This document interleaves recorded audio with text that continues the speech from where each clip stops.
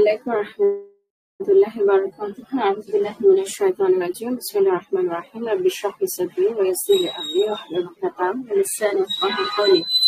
আপুরা, আমরা সুলাইমান আলাইহিস সালামকে নিয়ে পড়ছিলাম এবং সুলাইমান আলাইহিস সালামের রাজত্বের কথা বলতে গিয়ে বেসিক্যালি আমাদের জিন জগতের সাথে ওনার যে সম্পর্ক সেগুলো সেই প্রসঙ্গটা এসেছে এবং আমরা গত কয়েকটা পর্ব ধরে অনেকগুলো করেছি। মানে এই জিন জগতে বিশ্বাসের ফান্ডামেন্টালস নিয়ে আমরা কথা বলার চেষ্টা করেছি। এখন আমরা একটা কথা বলেছিলাম যে রুকিয়ার আয়াতগুলোর একটা বৈশিষ্ট্য হচ্ছে যে আপনার এমন মানে রুকিয়ার আয়াতগুলোর একটা বৈশিষ্ট্য হচ্ছে যে আপনার এমন আয়াতগুলো আপনার রিসাইট করা হয় যেগুলোতে হয় আল্লাহর তাওহীদ বা আল্লাহর ক্ষমতা বা আল্লাহর ওয়াননেস এর কথা বলা হয়েছে, অথবা ওদের মানে জিনদের জারিজুরির কথা ফাঁস করে দেওয়া হয়েছে। তো সেই ধারাবাহিকতায় আমরা হয়তো অনেকেই জানি যে সূরা বাকারার 102 নাম্বার আয়াতটা হচ্ছে আপনার 102 নাম্বার আয়াতটা হচ্ছে রুকিয়ার একটা আয়াত এবং এখানে বেসিক্যালি মানে অনেকগুলো কাজ করা। আমি এক্সট্রিমলি সরি আপনার, আমার এখানে প্রচন্ড সাউন্ড হচ্ছে। তো এখানে বেসিক্যালি যেটা করা হয় যে মানে সুলাইমান আলাইহিস সালামের নামে অপবাদ দূর করা হয়েছে এবং সেটা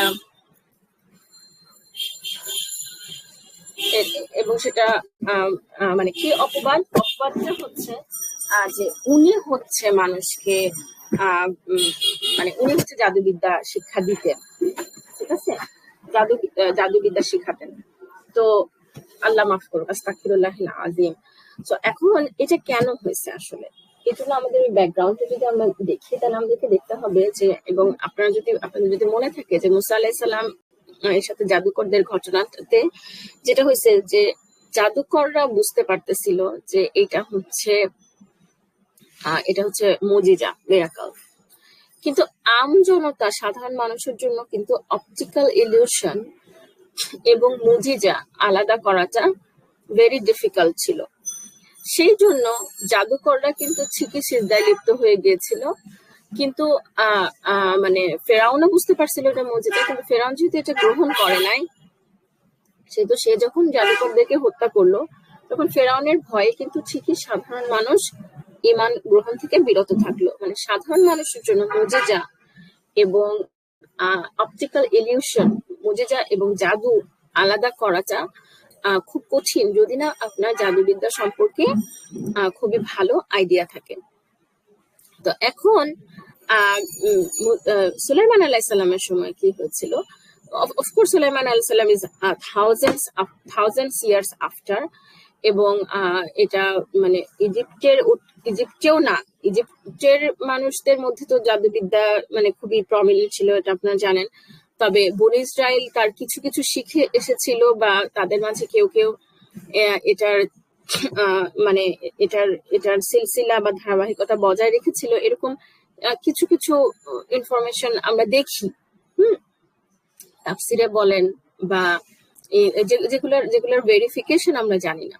কিন্তু মূল কথাটা হচ্ছে যে যখন সুলাইমান আলাইহিস সালামের এই রকমের রাজত্ব, যে উনি পশু পাখির কথা বুঝতে পারতেছেন, স্পেশালি ওনার জিনদের উপরে কন্ট্রোল, ঠিক আছে, জিন এবং শয়তান জগতের উপর কন্ট্রোল, তখন মানুষ যেটা বলা বলি শুরু করলো সেটা হচ্ছে যে অফকোর্স সবাই না, আ গ্রুপ অফ পিপল যারা হচ্ছে মানে আপনারা বুঝতে পারেন যে প্রতিটা সোসাইটিতে এরকম কিছু মানুষ থাকে যারা হচ্ছে ঝামেলা বাঁধায়। সো তারা এরকম বলা বলি শুরু করলো যে মানে সুলাইমান আলাইহিস সালাম মানে এগুলো হচ্ছে কুফরি করে, জাদু করে উনি এইগুলা জাদুবিদ্যা এক্সারসাইজ করে উনি এইগুলা হচ্ছে করতেছেন। এই কন্ট্রোল গুলার সোর্স মুজিজা না, রাদার উনি জাদুবিদ্যা এক্সারসাইজ করেন। এখন অফকোর্স ওনার এটা তো বুঝতেই পারতেছেন, একজন প্রফেটের আমলে তো জাদুবিদ্যাটা ছিল, জাদুবিদ্যা বা কুফরি কালাম যেটা, সেটা অফকোর্স নিষিদ্ধ ছিল। তো তাদের ব্যাপারটা এরকম ছিল যে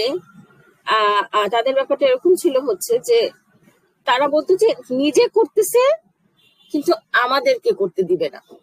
আমাদেরকে কেন করতে দিবে না? কারণ তাহলে আমরা তো হচ্ছে করতে পারি, আমরা তার সাম্রাজ্য ছিনাই নিব সেজন্য।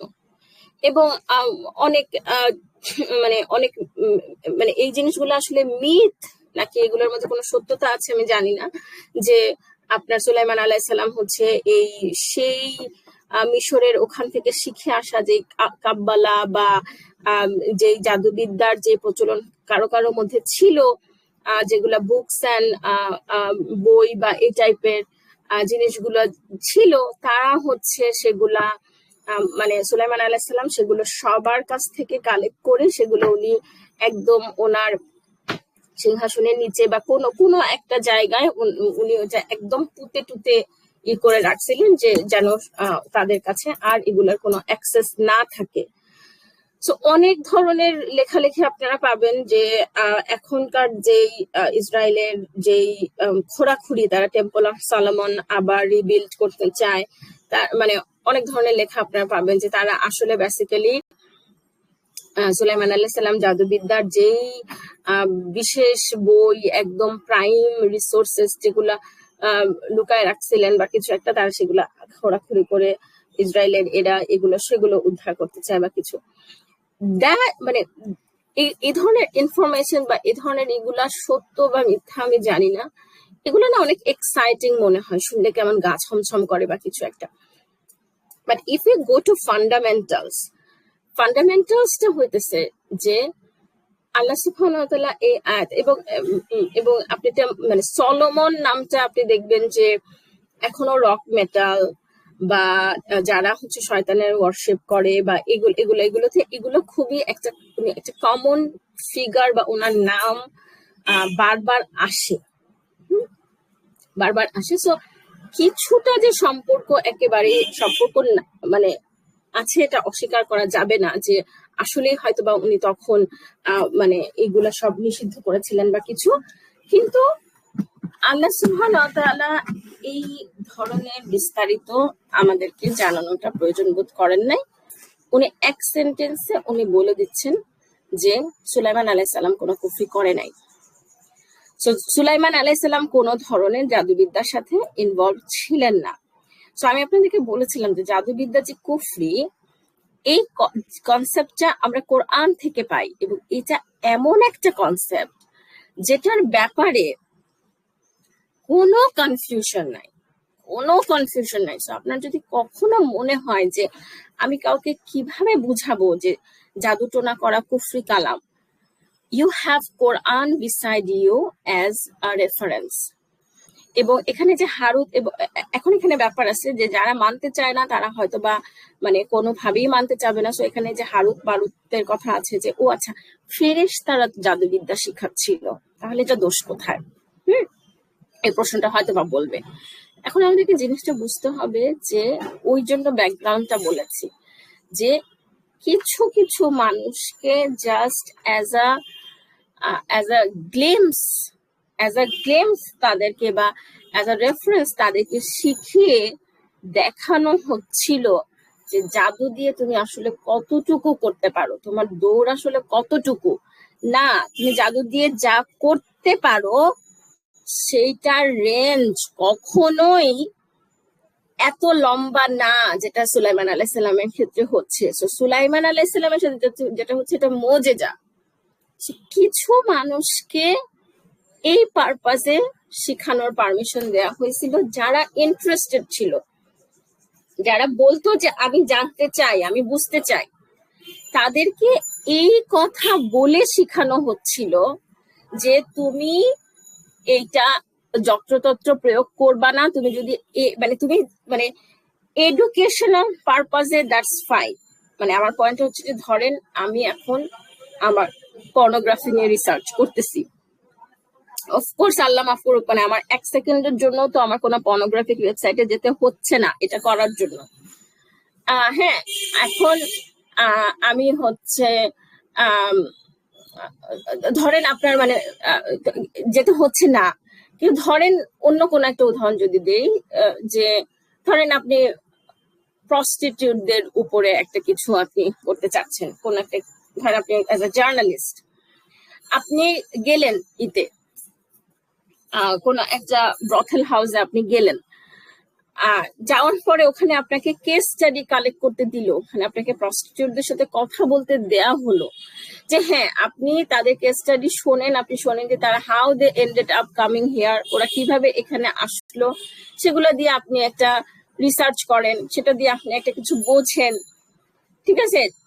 অথবা আপনাকে অ্যালকোহলের একটা ফ্যাক্টরিতে আপনাকে নিয়ে যাওয়া হলো, সেখানে সেখানে আপনি অ্যালকোহলের কেমিক্যাল অ্যানালাইসিস করলেন, করে আপনি বোঝার চেষ্টা করলেন যে কেন এটা হচ্ছে মানে কেন এটা আপনার কেন এটা হারাম, বা কেন এটা আপনার উন্মাদনা সৃষ্টি করে।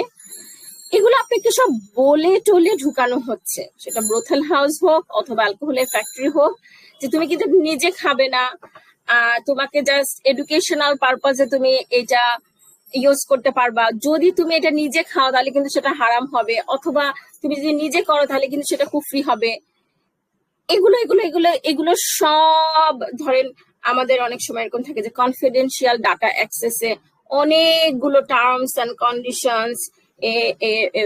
কন্ডিশনসে সিগনেচার করে তারপরে আমরা অ্যাক্সেস পাই কোনো একটা ডাটার, বা যে কোনো একটা কিছু টার্মস অ্যান্ড সেই রকম ব্যাপারটা, যে টার্মস অ্যান্ড কন্ডিশনস অ্যান্ড অনেক কিছু ওয়ান বাই ওয়ান করে তাদেরকে বলা হয়েছে যে এডুকেশনাল পারপাসে তোমাদেরকে শেখানো হচ্ছে, সেটা থেকে তোমরা যেন বুঝতে পারো। ধরেন গ্রুপ অফ পিপলকে এটা শেখানো হলো যারা নিজেরা ইন্টারেস্টেড, সবাই তো পর্নোগ্রাফি নিয়ে রিসার্চ করতে ইন্টারেস্টেড না, সবাই তো অ্যালকোহল নিয়ে রিসার্চ করতে ইন্টারেস্টেড না, সবাই তো আর প্রস্টিটিউটদেরকে নিয়ে রিসার্চ করতে ইন্টারেস্টেড না। সো ধরেন গ্রুপ অফ পিপল আসলো, তারা আগ্রহ প্রকাশ করলো যে হ্যাঁ আমি জাদুবিদ্যাটা শিখতে চাই, শিখে তখন বলছি যে হ্যাঁ আচ্ছা ঠিক আছে তুমি শিখতে পারো ফর এডুকেশনাল পারপাস, তাহলে তুমি বুঝতে পারবা যে সুলাইমান আলাইহিস সালাম হচ্ছে জাদুবিদ্যা করতেছে না, এবং তখন তুমি অন্য মানুষদেরকেও তুমি ওয়ার্ড অফ মাউথ হবা, তুমি অন্য মানুষদেরকেও তুমি জিনিসটা এক্সপ্লেন করবা যে না আমি যেহেতু জাদুবিদ্যার সাথে আমার এক্সপোজার আছে, ধরেন আমি ইকোনমিক্স নিয়ে কাজ করতেছি, সো ইকোনমিক্স নিয়ে কেউ যদি একটা ভুল কথা বলে তখন আমি সেই জিনিসটার এগেনস্টে আমি কথা বলতে পারবো। ধরেন আমি ইকোনমেট্রিক মডেলিং এর ব্যাপারে আমি জানি, তো সেই মডেলিং দিয়ে কেউ যদি একটা ভুল তথ্য মানুষের সামনে উপস্থাপন করে আমি সেটা প্রতিবাদ করতে পারবো, because I have knowledge about it.